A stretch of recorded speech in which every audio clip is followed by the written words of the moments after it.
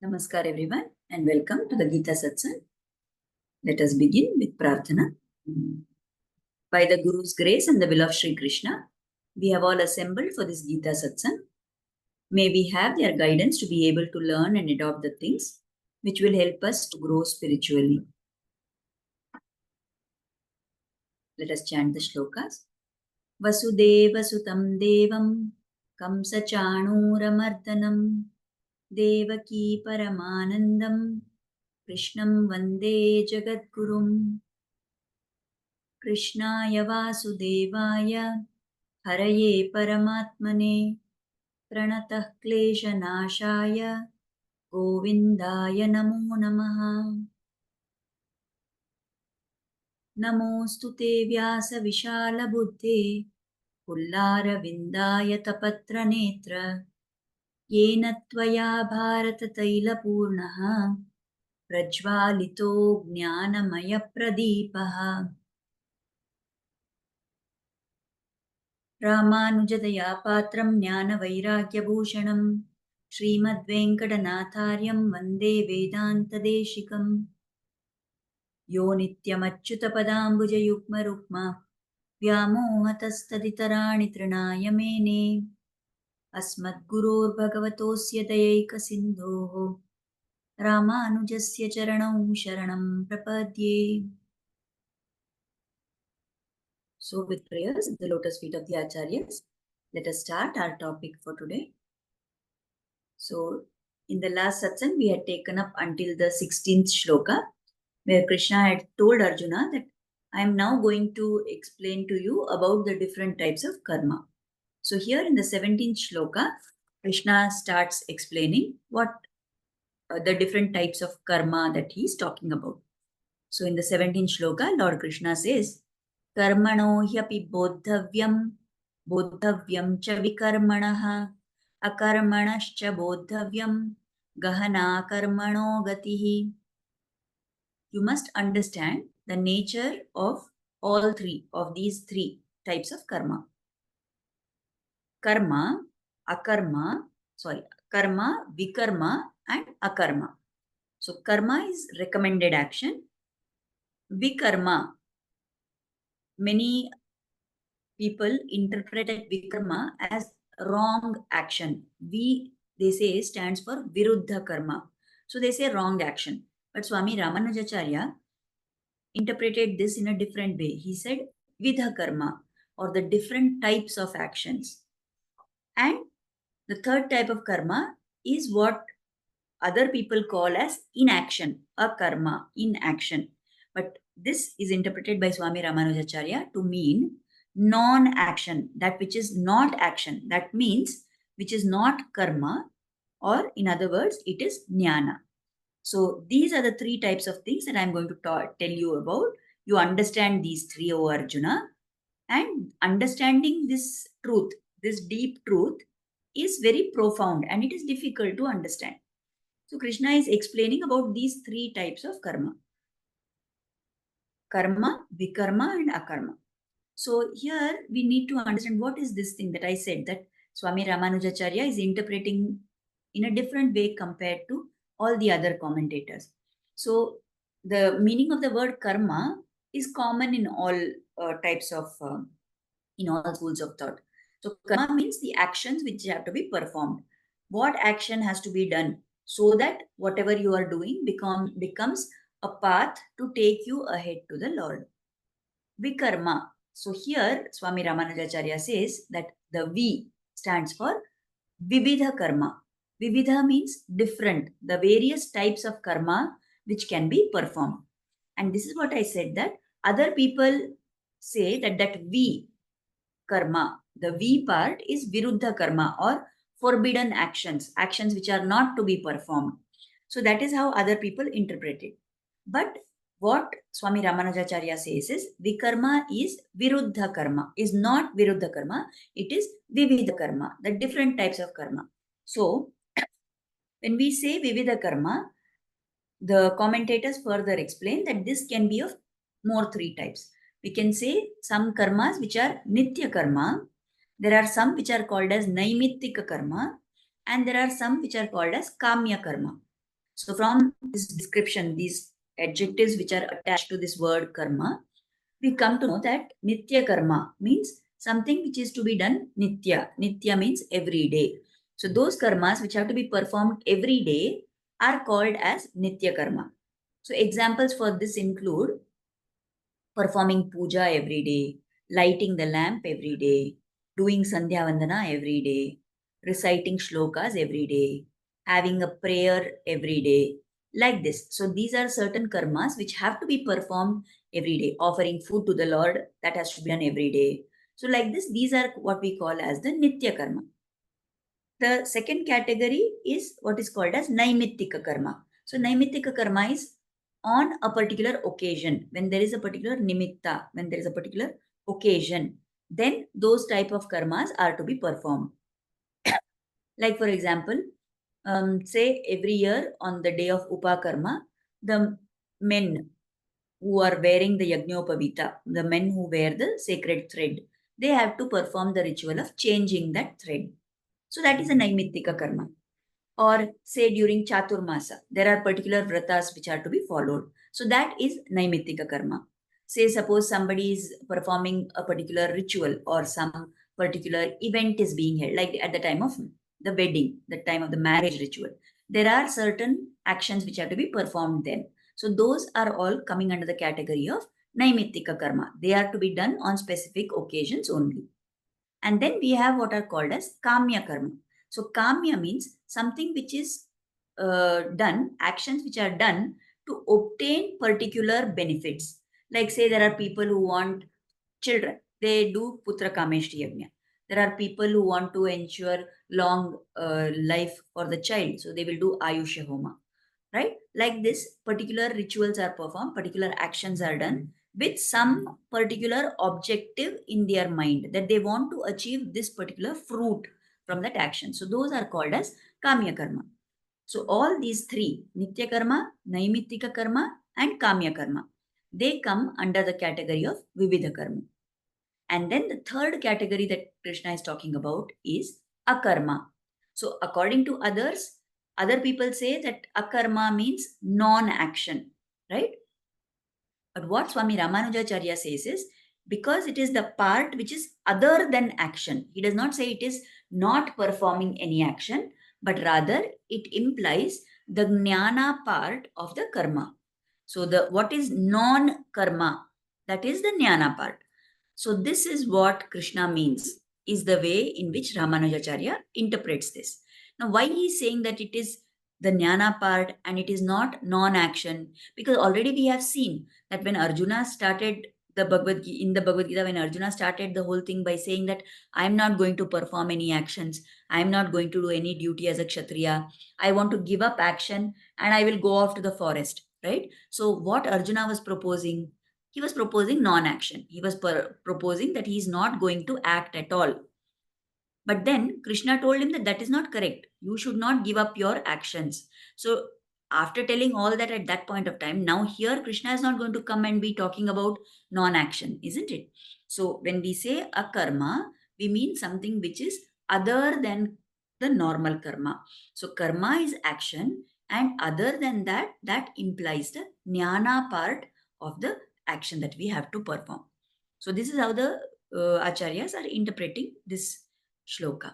So what they are telling, what Krishna is saying here, that the meaning of these three types of karmas is very deep and it is very important for you to understand.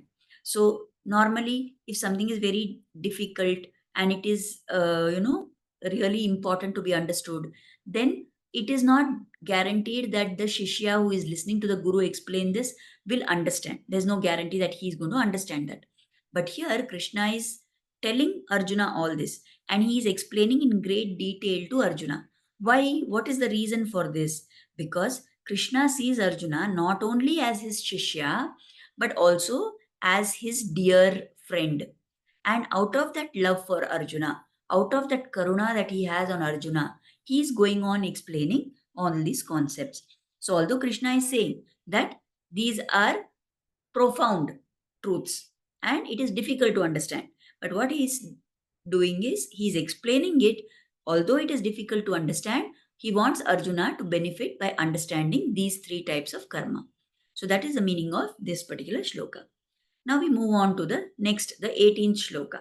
So here Krishna is explaining how our outlook should be about karma and akarma. So here in the 18th shloka, he says, Karmanya karmaya pashyed akarmani cha karmayaha sabuddhiman manusyeshu sayuktah kritsna karma krit.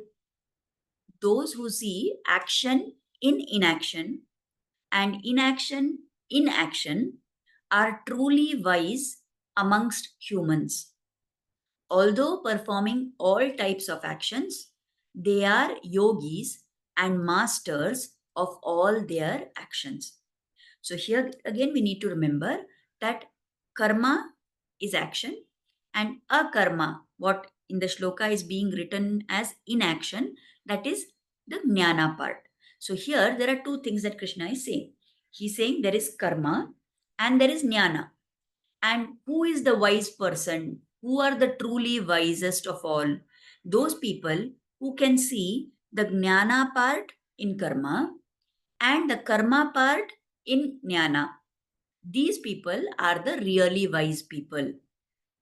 So such kind of people, they will be doing all the karmas and yet they don't get bound up by the karmas which they are performing. Why they don't get bound up? Because they are able to see the jnana part and with awareness of that knowledge, they are able to perform their actions.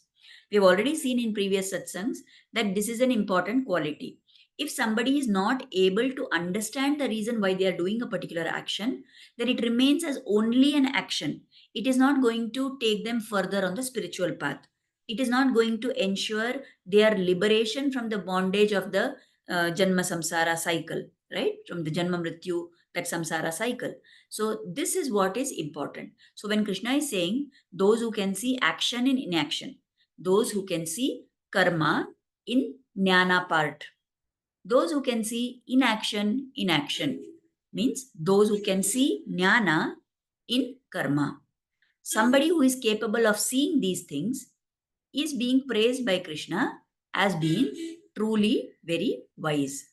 So these people, kind of people, according to Krishna, when he's saying that such people are very wise, what he means is that these are the people who are eligible to get moksha. So here the commentators give us an example of uh, some event to be able to understand what is this seeing jnana in karma and karma in jnana. Okay, so let us say there's a person who has suffered a snake bite. So in the olden times, it was practiced that if somebody is bitten by a snake, then recitation of the Garuda mantra can relieve the effects of that poison. So if somebody has been bitten by a snake, then the some learned person there who knew the Garuda mantra, if they chanted that Garuda mantra, then the effects of those poison could be nullified. So to do that, what all that person had to do? When somebody is reciting the Garuda mantra, they have to make certain gestures with their hand, what we call as mudras. Some mudras have to be made. That positioning of the fingers, the positioning of the hand, that has to be perfect to be able to attract the energy of Garuda to that place. So making mudras with the hand, that is one part. Then with the mouth, chanting the Garuda mantra, that is the second part. And while chanting and making mudras, there should simultaneously be a prayer which is made. This person who is chanting the mantra and making the mudras should also visualize the form of Garuda in his mind and pray for the blessings of Garuda on that affected individual. So now when somebody does these three things together, then it will take effect and the person who is bitten by the snake will be protected against the harmful effects of the poison. So they will get cured. They will not suffer any dangerous or damaging effects. So now if you see all these three sets of actions which we are telling are to be done, then the part of making mudras with the hand and chanting the Garuda mantra with the mouth, those are examples of karma. There are certain actions which have to be performed. Now, along with that, this person has to mentally visualize Garuda and pray that Garuda should bless this affected individual. That prayer, that acceptance, that awareness that yes, by the grace of Garuda, this poison will be nullified. That is the jnana part. So, only when somebody does all these things together, then we can be guaranteed that the effect of that snake bite will actually be nullified, that there will be no damaging effect of the poison of the snake. If somebody only makes the mudras, will it have effect? No. If somebody is only chanting the mantra, will it have the complete effect? No. If somebody is only praying that Garuda should bless, but not chanting or making mudras, will it have effect? No. So here we have a perfect example which shows us how for any particular action of ours to move from being karma to karma yoga, what we need is a proper combination of the karma part as well as the jnana part. So the karma and the jnana are complementary to each other. They support each other and together they make up the whole of karma yoga. So it is not sufficient for anybody to just do the karma part. If there is only action devoid of jnana, if somebody is blindly and mechanically performing the actions, there is absolutely no benefit that is attained. Similarly, if somebody only wants to think about the usefulness of this, if somebody only has the mental attitude of offering something to the Lord, but they don't do the actions which are necessary for it, then also they are not going to benefit by that. So that is why every time and again, Krishna is going on explaining about the importance of combining karma and jnana. Now, for example, we have all joined this satsang. We are all attending this satsang, right? So, whatever actions we did for this, we took our phone, we made sure that we were free at this particular time, we logged into that Zoom account, we joined the meeting. Now we are attending this, we are listening to what is being told, right? So, this much part is the karma part of our action. But is it enough to only sit physically in the satsang? Is it enough if I only log in through the Zoom and I'm here? And if my mind is somewhere else and I'm not at all actually listening and I'm not understanding what is being told here, nor I am doing anything to practice that in my life, then will I get the fruit which I'm expecting? Will it take me ahead on the path of my sadhana? No. So only the karma is not going to give benefit. And what if there is somebody who pays a lot of attention to understanding the meanings of things, but then now they know that Gita is important, learning Bhagavad Gita is very important, it can take us to moksha, it can give us a lot of jnana, it will please the Lord if I listen to Bhagavad Gita and understand it. They know all the theory part, but then they are not going to practice it. They are not going to try to learn the shlokas. They are not going to pick up the book and read the Bhagavad Gita. They are not going to join in any satsang or get along with other sadhakas, other devotees and try to understand the meaning, make some effort to do something with that Bhagavad Gita. Then what happens? Will they get the benefit? That also will not work. So here is a perfect example again, that if we want our actions to become karma to become karma yoga, then the practice is what is most important along with the jnana. You need to have both of them together working in combination, and then only we will get the full benefit of having done that particular action. So this is what we need to understand. Now, what happens? Many times it is that based on our natures, we will do one part and we will not do the other part. Like maybe we have joined into the satsang, but then our mind is wandering here and there. We are not concentrating and listening to what is being told. We are not making any efforts. Or we will listen, but then we don't really make any effort to practice what we are learning in the satsang in our life. Then it is as if we are doing only the mechanical action. We are not complying with the jnana part of that thing. But suppose I say that, oh, it is very important, Bhagavad Gita is very important and all that, and I give a lot of lectures about how Bhagavad Gita is important. I tell everybody, but then I myself am not listening to the shlokas, or I'm not reading the Bhagavad Gita, then there the jnana part is there, that I know its importance, but I'm not doing anything to actually practice that. So, like this, if we do one part and neglect the other part, we will never be able to attain the complete benefits of that karma that we are performing. So, that is why it is important. We must understand what we are doing, and we must do it with full faith in that. Both parts have to be there. So, what happens to us many times? We are not able to, give our focus and attention to do this. We will do something mechanically, or sometimes we may have the idea that it is good to do something, but we are not able to actually perform those actions. So, in either case, we must remember that it is not going to help us in any way. So, understanding this combination, we have to do everything. Most times what happens to us is we allow the events of our normal everyday life, we allow those things to derail us, we allow the uh, mm, circumstances of our laukika life, our worldly life, to take us away or to move our focus from what is part of our adhyatmic sadhana. So we have kind of segregated the two, that okay, this much is part of my sadhana, spiritual practice, and this is all my worldly life, and I will keep these two separate. I don't understand that I can't be spiritual for only some part of my life, and I can't be totally worldly minded in the remaining time of my life. If you are actually practicing sadhana in the correct way, then whatever actions you are performing in all aspects of your life, they have to be spiritualized. Your whole outlook has to be spiritualized. Then only we can say that we have made the perfect combination of karma as well as jnana. So that is very important.